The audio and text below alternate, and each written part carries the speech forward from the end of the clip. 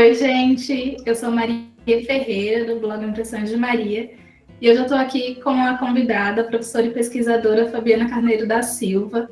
Ela está aqui para a gente conversar sobre a coluna que estreou no site do Itaú Cultural, que é intitulada Encontros com a Nova Literatura Brasileira Contemporânea, em que ela é curadora dos 5 primeiros textos do ciclo.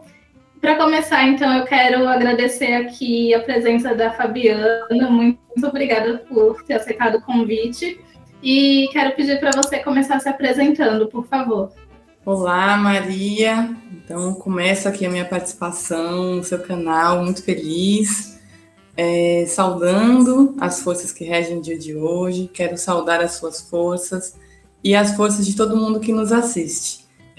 Me apresentar, né, dizer quem eu sou, eu acho que implica em dizer de onde eu vim e a minha história, como a de muitas pessoas nascidas aqui neste território, ela tem uma parte que é rasurada, né, pela violência do sistema colonial e por suas reverberações na colonialidade, que hoje nos circunscreve, né?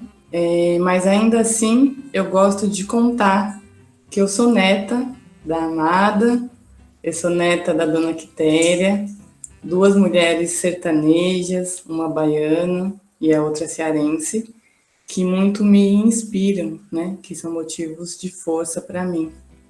Eu sou filha da Lourdes, da Dona Lourdes, que também é cearense, mas que migrou para São Paulo, e foi lá onde eu nasci e onde eu me formei dentro da academia e do percurso escolar, né?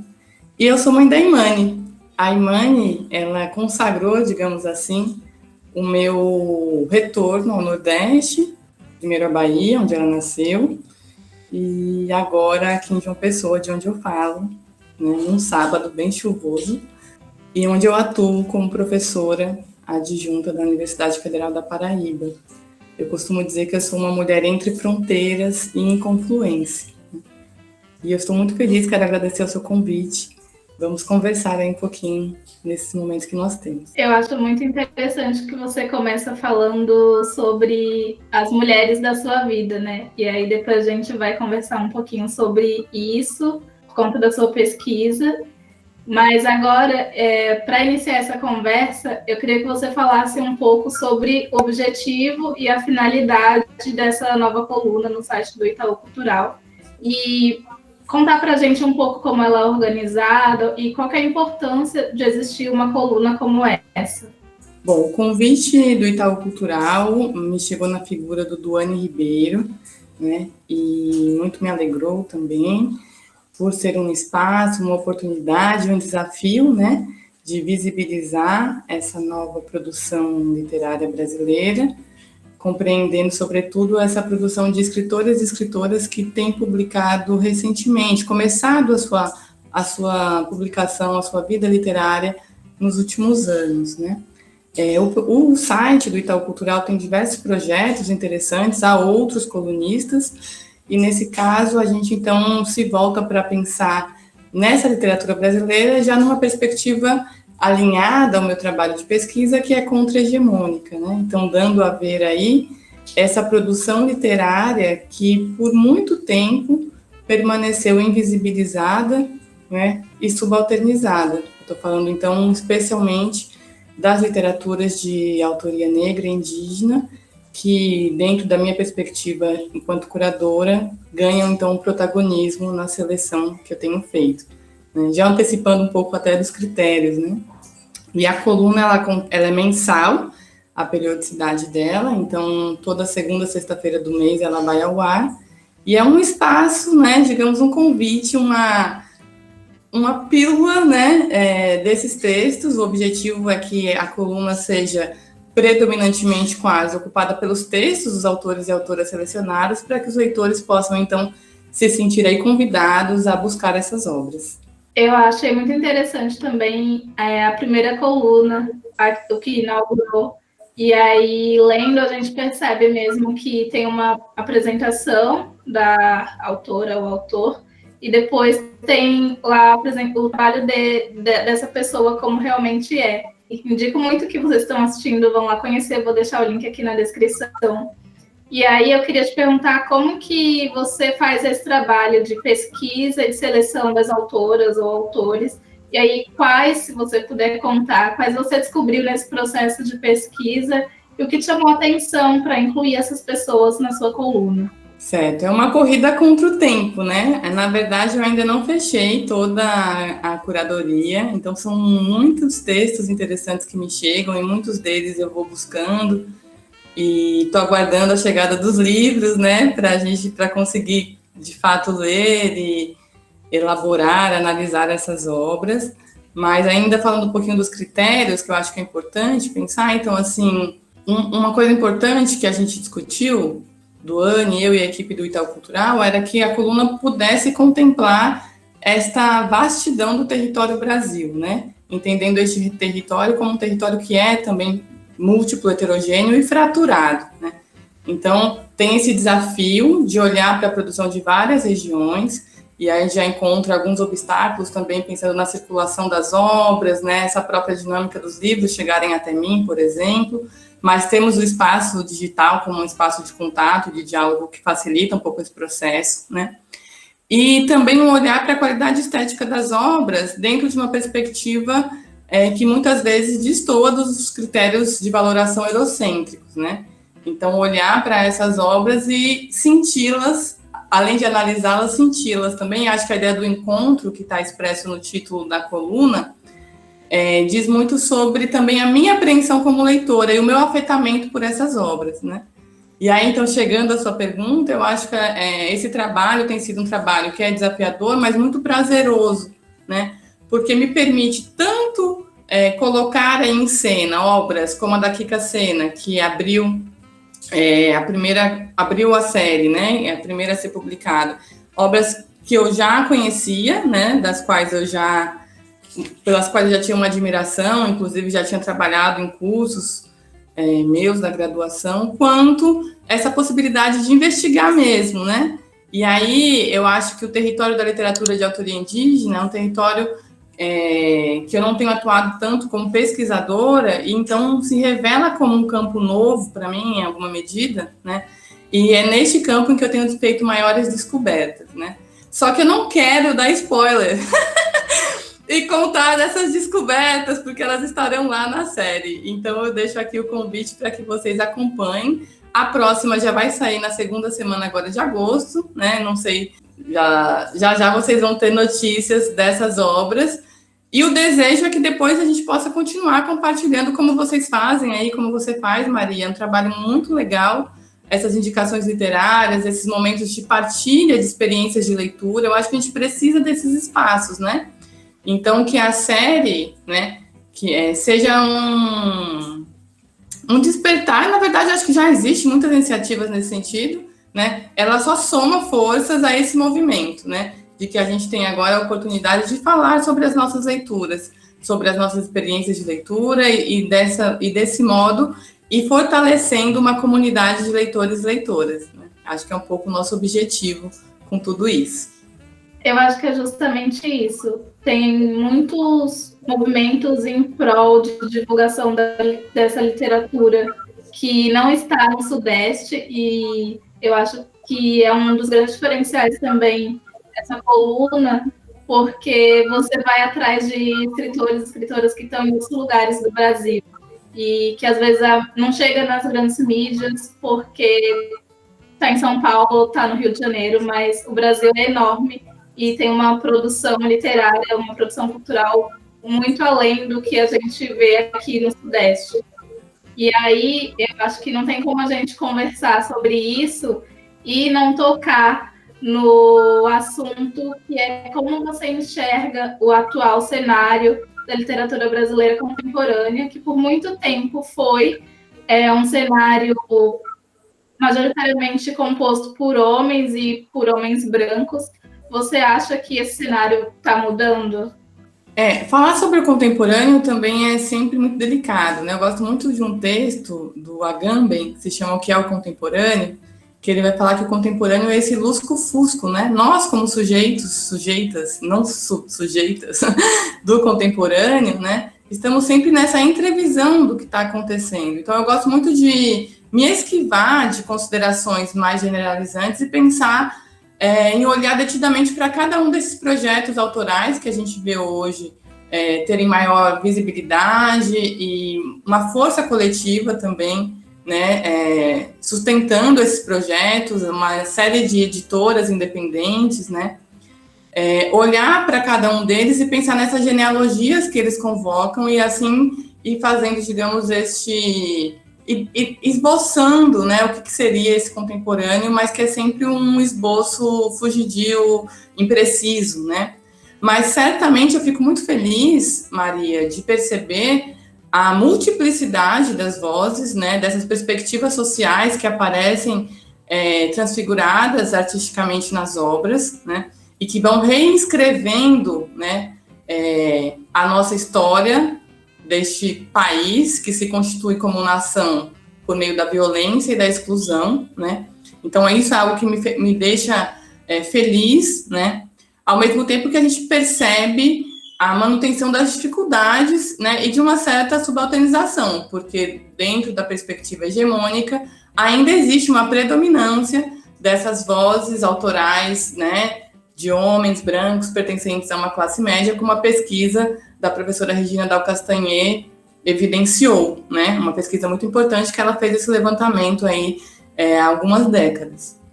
Então, eu acho que mulheres negras, por exemplo, sempre escreveram, né? A gente tem lá a Maria Firmina dos Reis, né, dizendo isso e todas as outras escritoras que surgem a partir dela, né?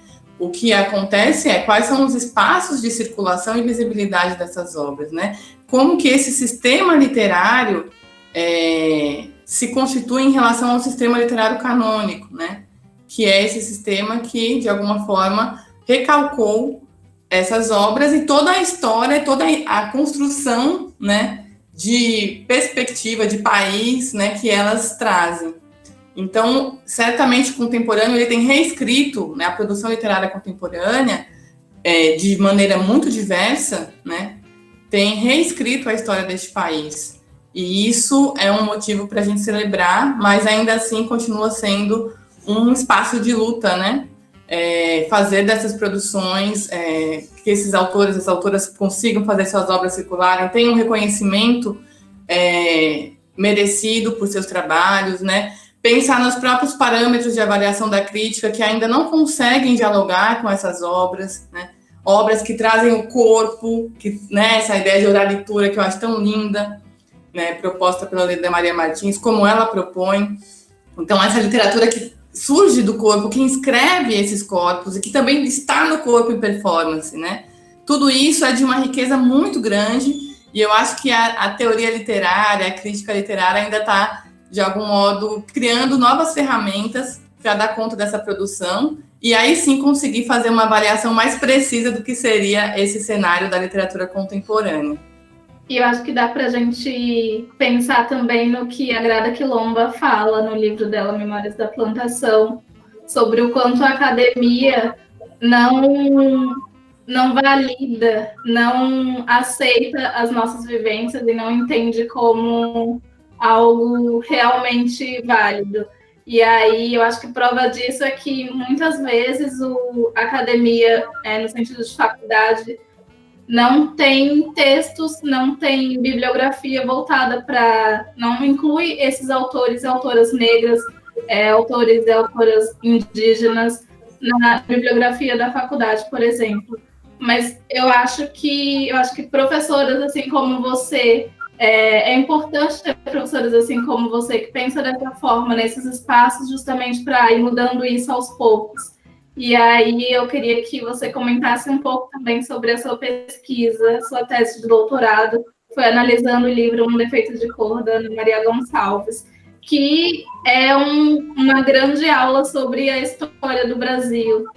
Inclusive esse seu comentário, né, me faz mencionar que nós temos uma legislação, né, que valida a necessidade de discussão de currículo no Brasil, né? A Lei 10.639, a Lei 11.645 de 2008, né? Então, essa discussão, a inserção dessas obras nos currículos, né, dentro do espaço da educação brasileira formal, é uma lei, né, que a gente atua, que está pensando em ensino, percebe que ainda tem tido muita dificuldade de ser efetivada, né? Então, essa conversa também é muito importante por isso, né? Eu acho que a coluna também pode ser mais um elemento de subsidiar a atuação de professores e professoras, educadores e educadoras, né? No sentido de fazer esse repertório, esse arquivo dessas obras circularem, né?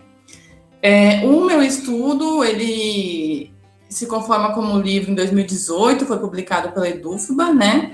Um livro intitulado Omnibu, Maternidade Negra e um Defeito de Cor, e ele resulta da minha tese de doutorado.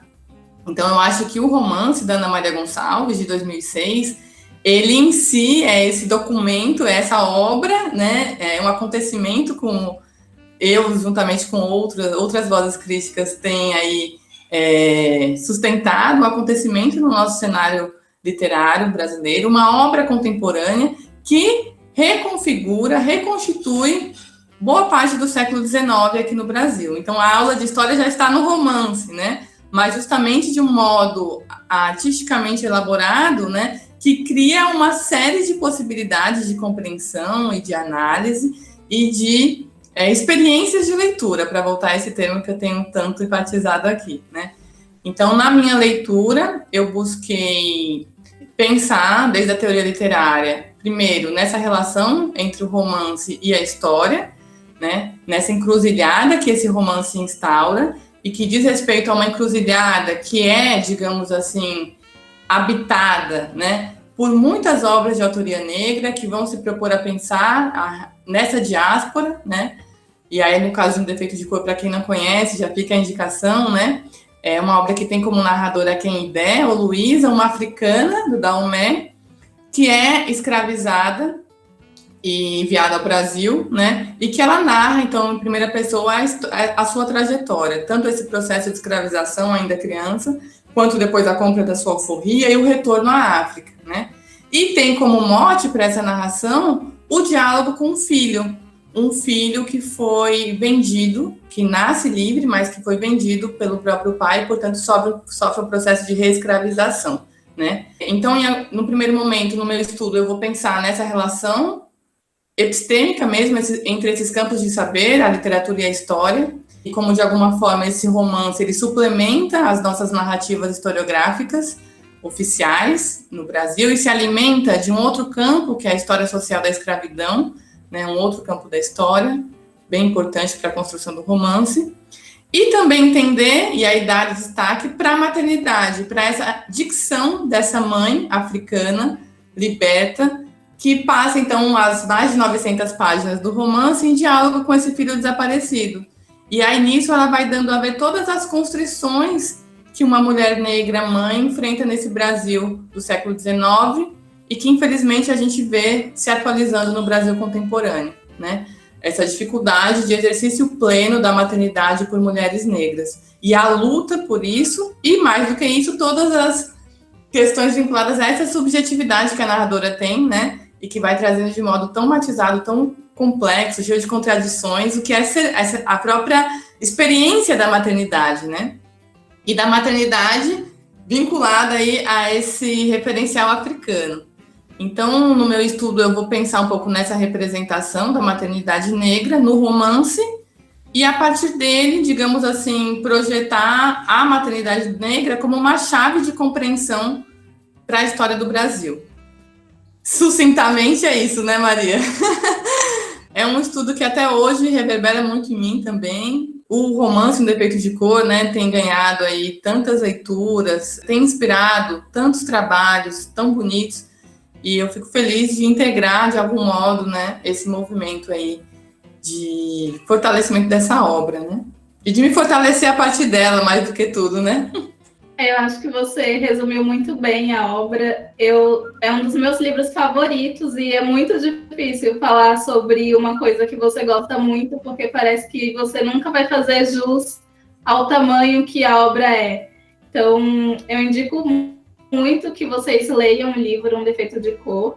E agora eu vou pedir para a Fabiana nos indicar livros da literatura contemporânea que sejam é aí uma boa porta de entrada para quem quer começar a ter contato com essa literatura.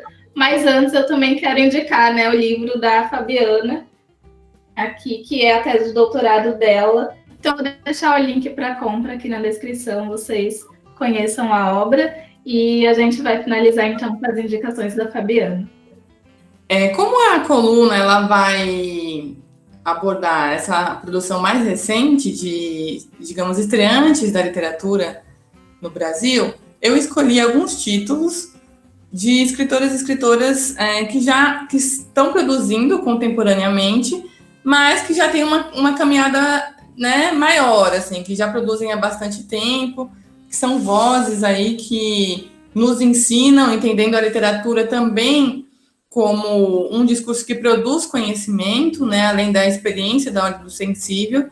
E aí eu trouxe algumas obras que, digamos assim, vibram no meu coração, né? Alguns dos meus escritores e escritoras preferidos da contemporaneidade, são muitos e muitas, né? Mas eu vou comentar pouquinhos.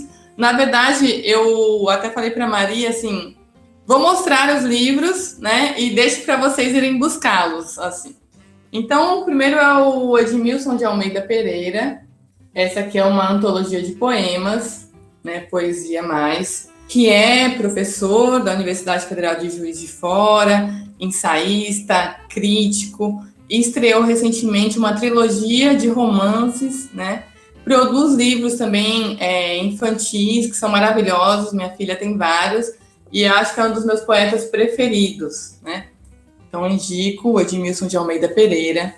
Fábio Mandingo, escritor soteropolitano, neste livro aqui, Muito Como um Rei, um livro de contos, publicado pela editora Ciclo Contínuo, que tem publicado as obras do Fábio Mandingo. Um livro também muito legal, e especialmente para quem quer se aproximar aí dessa perspectiva negra periférica baiana, soteropolitana, né? A maneira como o Fábio elabora essas experiências, né, é muito bonita, muito potente. Uma poeta preferida também, que é Tatiana Nascimento, né, que é inclusive uma das criadoras e editoras da Padê Editorial. Este é o livro Lundu. Quero mostrar ele assim para vocês. Não sei se vocês estão conseguindo visualizar, que já dá a ver também um pouco desse trabalho artesanal da Padê, né? E a Tatiana também, acho que das mais brilhantes poetas contemporâneas. Maravilhoso o trabalho dela, e também atua em outros campos do saber.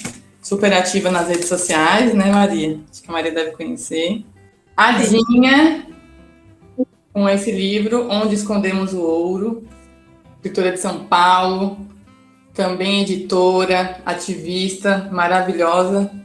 Lívia Natália, outra poeta de grande envergadura contemporânea. Hoje eu trouxe o livro aqui, Dia Bonito para Chover, com esse título lindo, publicado pela editora Malê. Eu acho legal porque a gente vai vendo também essa variedade das editoras, né? A Cidinha da Silva, com esse em Nova York, livro com o qual eu tenho trabalhado bastante nos meus cursos, vencedor também de alguns prêmios.